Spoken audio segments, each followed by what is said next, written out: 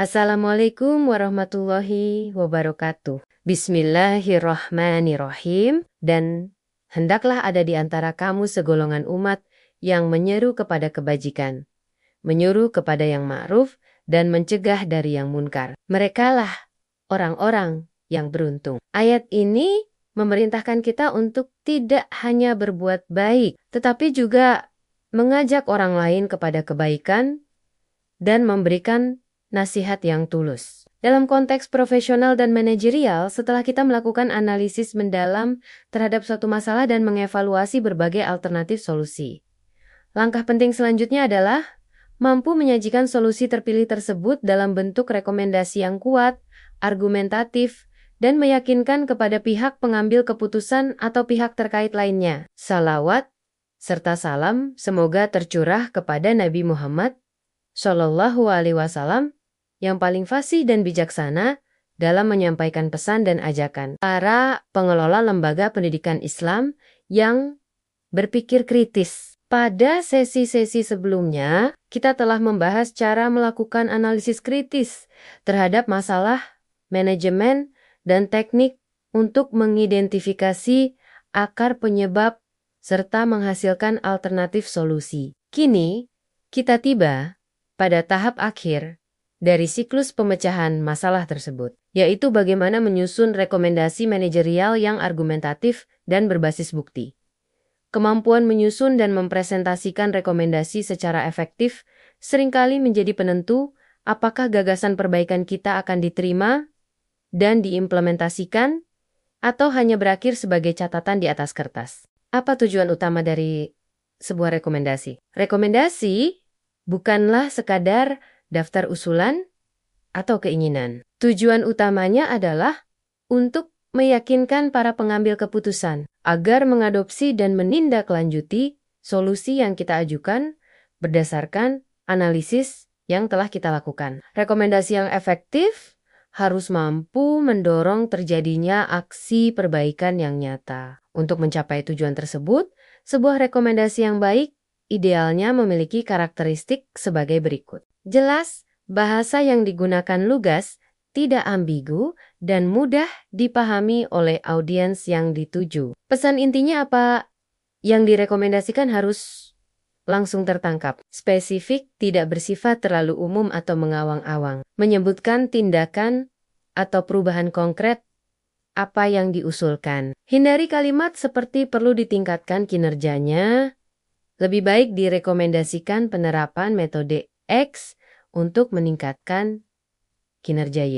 Dapat ditindaklanjuti, rekomendasi harus berupa sesuatu yang memang bisa dilakukan atau diimplementasikan dalam konteks situasi yang ada.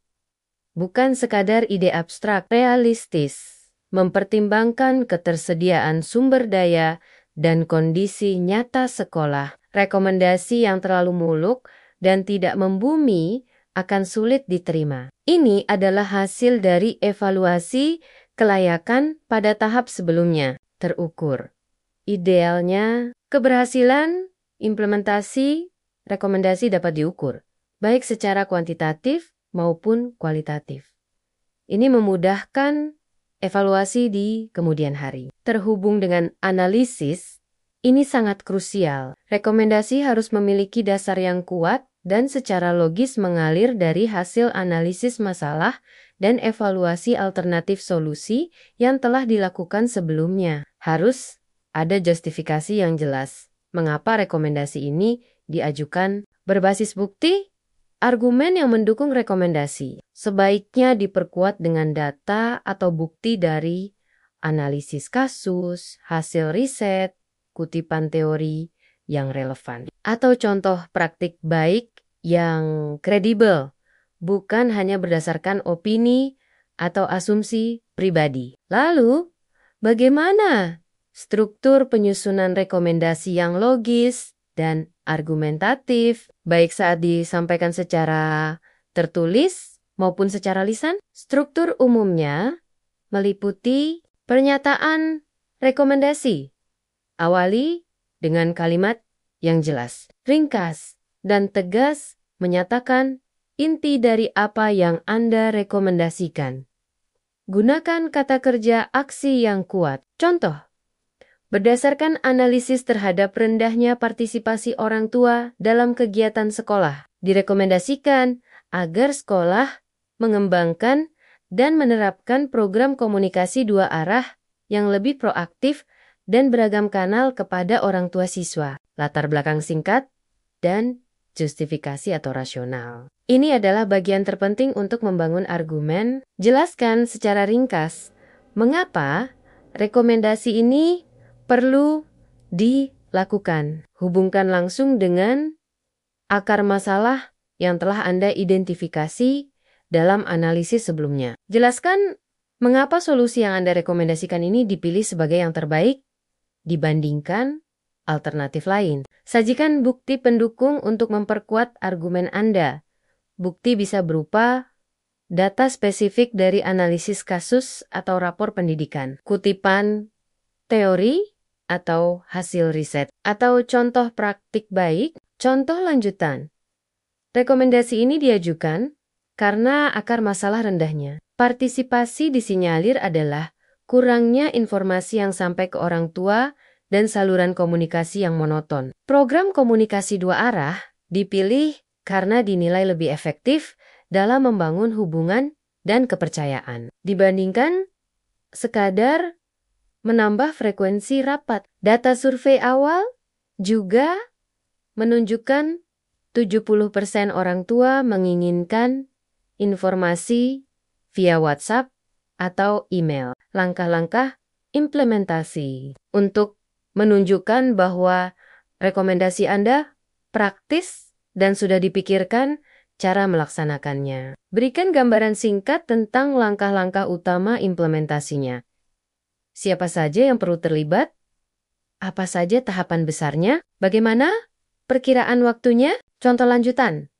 Langkah implementasi program komunikasi ini meliputi pembentukan tim komunikasi sekolah, survei preferensi kanal komunikasi orang tua, pembuatan konten, dan jadwal publikasi untuk website, medsos, newsletter, grup WA, peluncuran dan sosialisasi program, monitoring dan evaluasi berkala, potensi, dampak, dan risiko. Sebutkan secara singkat manfaat atau dampak positif utama yang diharapkan jika rekomendasi ini dilaksanakan. Sebutkan juga secara jujur potensi, risiko, atau kendala utama yang mungkin dihadapi dalam implementasi. Dan jika mungkin, saran singkat cara mitigasinya. Ini menunjukkan bahwa Anda telah berpikir secara seimbang dan antisipatif. Contoh lanjutan,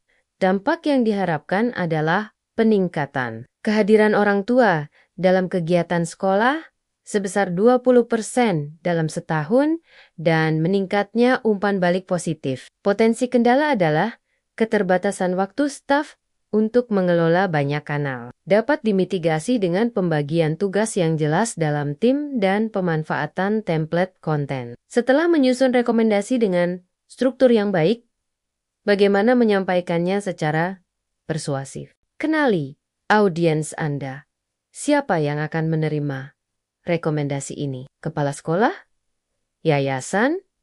Rekan guru? Sesuaikan bahasa, tingkat kedalaman penjelasan, dan penekanan argumen Anda dengan kebutuhan dan kepentingan mereka. Fokus pada solusi dan manfaat. Meskipun perlu menyebutkan latar belakang masalah secara singkat. Arahkan fokus utama presentasi atau tulisan Anda pada solusi yang direkomendasikan dan manfaat positif yang akan diperoleh jika solusi itu diterapkan. Orang cenderung lebih tertarik pada solusi daripada berlama-lama membahas masalah. Sajikan bukti kunci secara efektif, pilih data atau bukti pendukung yang paling kuat dan relevan. Jika presentasi lisan, gunakan visualisasi data untuk memperkuat argumen. Gunakan alur yang logis, pastikan alur penyampaian Anda runtut dan mudah diikuti. Mulai dari masalah atau kebutuhan, analisis singkat, solusi yang direkomendasikan, justifikasi kuat, hingga langkah selanjutnya. Gunakan bahasa yang jelas dan positif. Sampaikan dengan bahasa yang lugas, profesional, hindari jargon yang tidak perlu. Gunakan nada yang positif, konstruktif, dan menunjukkan semangat perbaikan, bukan menyalahkan. Antisipasi pertanyaan dan keberatan sebelum presentasi atau mengirimkan laporan. Coba pikirkan pertanyaan atau potensi keberatan apa yang mungkin muncul dari audiens, dan siapkan jawaban atau argumen balasan yang logis dan berbasis data. Tunjukkan keyakinan dan komitmen. Sampaikan rekomendasi Anda dengan rasa percaya diri, namun tetap terbuka terhadap masukan. Tunjukkan juga komitmen Anda untuk turut berkontribusi dalam implementasinya jika memungkinkan. Sebagai kesimpulan, menyusun rekomendasi yang efektif adalah tahap krusial untuk menerjemahkan hasil analisis masalah dan evaluasi solusi menjadi tindakan perbaikan nyata di sekolah. Rekomendasi yang baik haruslah jelas, spesifik, dapat ditindaklanjuti, realistis, serta didukung oleh argumen yang kuat berbasis bukti dan analisis mendalam. Dengan menyusunnya dalam struktur yang logis dan menyampaikannya secara persuasif, kita dapat meningkatkan peluang agar gagasan perbaikan kita diterima, diimplementasikan, dan pada akhirnya membawa perubahan positif bagi lembaga pendidikan yang kita kelola. Allahumma sholli ala Sayyidina Muhammad wa ala ali Sayyidina Muhammad. Ya Allah, berikanlah kami lisan yang fasih dan hati yang jernih untuk menyampaikan kebaikan dan gagasan perbaikan. Jadikanlah setiap usulan dan rekomendasi kami didasarkan pada niat yang tulus, pemikiran yang lurus, dan membawa kemaslahatan bagi umat. Wassalamualaikum warahmatullahi wabarakatuh.